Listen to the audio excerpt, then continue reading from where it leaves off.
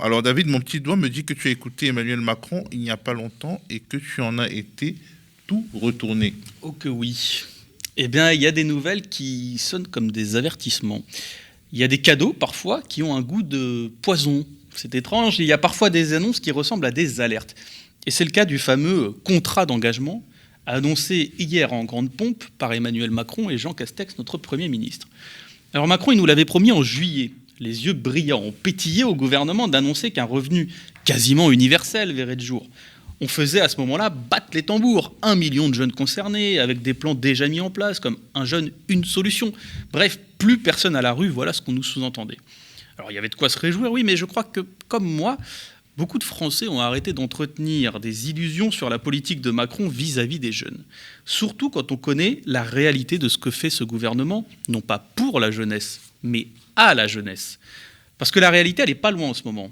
Il suffit d'aller, par exemple, à Nanterre pour la connaître. À la fac de Nanterre, dans les bureaux du bâtiment Grappin, en ce moment, une occupation a lieu. En ce moment même, c'est l'occupation de ceux qu'on appelle les sans-fac et leur soutien. Les sans-fac, ce sont 60 jeunes qui n'ont toujours pas reçu d'affectation dans un cursus universitaire à Nanterre. Et oui, bienvenue en France, ça se passe sous vos yeux. Moi qui croyais que la vocation d'un étudiant, c'était de, aller au hasard, d'étudier, eh ben non. Quelle idée révolutionnaire. Non, mais attendez.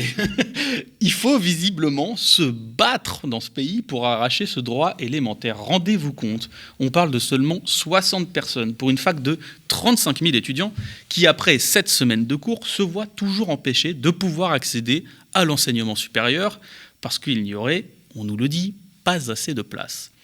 Les sans-fac et leur soutien, les syndicats sur place, notamment l'UNEF, ont beau proposer des compromis, des arrangements.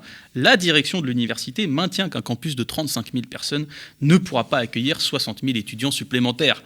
Face à cet argument absurde, il ne reste donc qu'une solution aux jeunes, le rapport de force. Et voilà comment on se retrouve dans une situation où, alors que la jeunesse est présentée dans tous les discours comme une priorité, des jeunes se retrouvent à dormir par terre dans une fac pour pouvoir exercer leur droit à étudier ou au moins le réclamer. Alors, comment on en arrive dans ces situations-là? Comment on en arrive là? Et qu'est-ce qui se joue avec ce fameux contrat d'engagement en ce moment? Vous aurez remarqué, on est déjà passé d'un revenu d'engagement à un contrat d'engagement. Ah ouais, j'y reviendrai tout à l'heure. Eh oui, c'est pas pareil, vous allez voir. Mais regardez déjà attentivement comment hier, lorsque le Premier ministre Jean Castex annonçait ce contrat, les mots ont été choisis. Regardez cette petite vidéo. Face à la crise sanitaire, qui n'était pas encore derrière nous, et qui ne l'est toujours pas, et plus encore face aux menaces qu'elle faisait peser sur notre économie, notre objectif était simple, la jeunesse ne devait pas être la principale victime de cette crise historique. Il le dit avec son énergie habituelle, Jean Castex, vous avez bien entendu, voilà l'objectif que se fixent ceux qui nous gouvernent. Non pas d'éviter à la jeunesse de traverser la crise, non pas de la préserver de cette crise, non. Il faut simplement éviter qu'elle ne soit la principale victime de la crise. Mais quel objectif ambitieux! La deuxième ou la troisième victime de la crise, c'est OK. Mais on fera tout pour qu'elle ne soit pas la principale victime. Cette caractérisation, qui ne veut pas d'ailleurs pas dire grand-chose. Bref, il y a dans ce genre de phrase une forme de renoncement terrible à transformer la vie des gens. Emmanuel Macron disait pourtant l'inverse. En mai 2019, je le cite, « Nous n'avons pas de politique à avoir pour la jeunesse. On doit simplement essayer de faire le maximum pour que la jeunesse puisse choisir son avenir. » C'était beau à l'époque. Eh bien, en 2 ans, ça a bien changé le macronisme. Là, on en fait de la politique. Regardez bien le dispositif bien politicard qu'ils nous ont pondu. Déjà, comme je l'ai dit tout à l'heure, vous noterez qu'on ne parle plus de revenu d'engagement, on parle de contrat d'engagement. La guerre sociale commence souvent avec la guerre des mots. Ici, c'est le cas, parce que dans un contrat, on a des obligations. Dans un contrat, on a, j'ai envie de dire, un patron. Dans un contrat, on peut être viré. Voilà ce qu'on explique aux jeunes, dans le fond, rien qu'avec le choix des mots, et c'est ça qui est terrible. C'est qu'avant de parler de leurs droits, on va leur parler de leurs obligations. Avant de dire ce qu'ils méritent de recevoir. Et j'insiste sur la notion de mérite. Le mérite, c'est pas faire du Elon Musk. Le mérite, c'est déjà de survivre dans l'océan de dépression et de misère sociale où on nageait les étudiants pendant 2 ans. Ça, c'est du mérite. Eh bien, avant de parler de ce qu'ils méritent, ne serait-ce qu'au regard de la situation, ces jeunes, on va leur parler de ce qu'on leur impose. Et ce discours, c'est pas un fait isolé. Depuis 2 ans, Un arsenal de mots méprisants et insultants est déployé pour repousser la demande majoritaire des jeunes durant le Covid, qui était l'extension du RSA aux 18-25 ans et son augmentation. Vous le connaissez, le mot principal, le mot mère, la matrice de toutes les insultes. La source, ce mot, c'est l'assistanat. Pas d'assistanat. La légende raconte qu'il suffit de répéter cette phrase 10 fois pour devenir un authentique personnage de droite. Et à ce compte-là, Emmanuel Macron a pété les compteurs. Cette idée est répugnante, comme si un jeune attendait patiemment au coin du lit que les sous-sous lui tombent sur un coin de la tête pour continuer à ne rien faire. Comme si les jeunes n'avaient aucun projet, aucune ambition, aucun rêve, aucune envie. Non, je vais me permettre de faire un léger rappel à ceux qui nous gouvernent de pourquoi les jeunes demandaient le RSA. Regardez cette vidéo.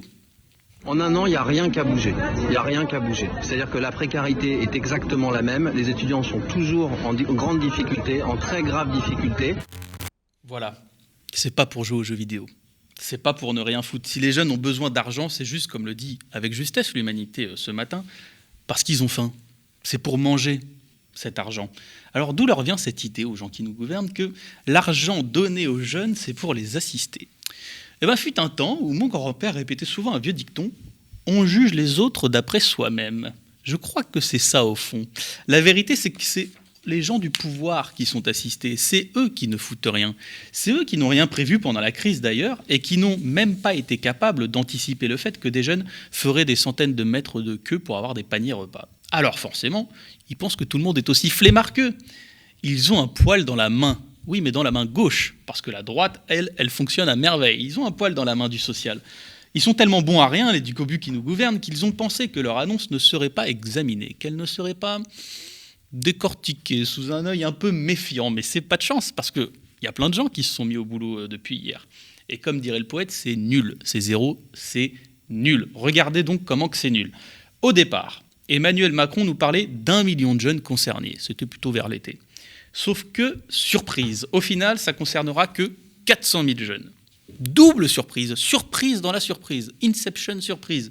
Même si c'était 1 million de jeunes, il y a 1,5 million de jeunes dans ce pays qui ne sont ni en études, ni en emploi, ni en formation. Avec ces annonces, on met donc d'office sur le carreau quasiment 1 million de jeunes. Quelle ambition! Là, on pourrait se dire, c'est bon, on creuse tellement dans la nullité qu'on pourrait trouver du pétrole, faut arrêter. Eh ben non, on part sur un record, Théo.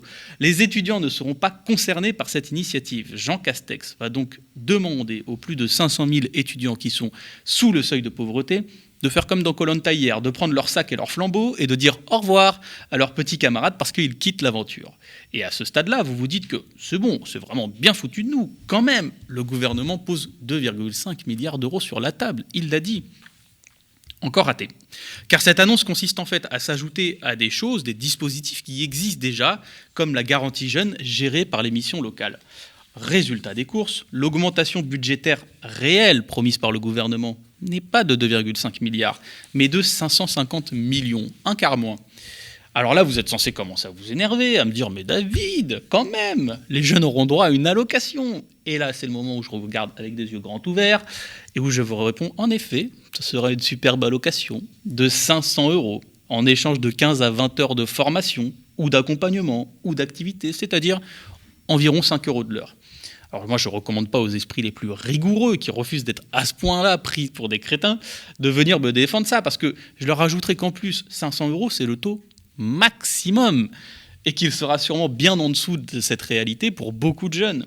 Et je pourrais même enfoncer le clou, en vous disant que s'ils n'acceptent pas les offres d'activité, eh ben les jeunes se verront retirer leurs primes, puisque c'est un contrat.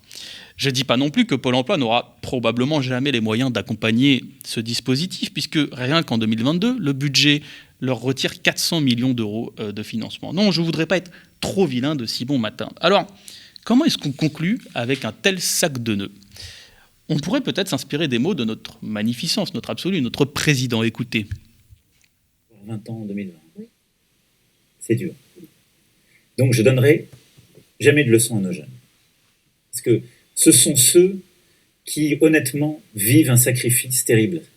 Des examens annulés, de l'angoisse pour les formations, de l'angoisse pour trouver le premier job. C'est dur, hein, Monsieur le Président, c'est dur d'avoir 20 ans en 2020. Oui, c'est dur, mais c'est encore plus dur d'être pris pour des crétins. Mais je termine jamais mes éditos sur une petite touche d'espoir, quand même. Et pour Allez, on celui-ci, creuse. je reviens à mon sujet de départ, les 100 facs de Nanterre. Je vous le dis, ces 100 facs, ils vont gagner, à mon avis. Parce qu'ils ont compris que face à ces gens, on n'obtient jamais rien en tendant la main, comme ça, en souriant gentiment, en disant « s'il vous plaît, aidez-nous ».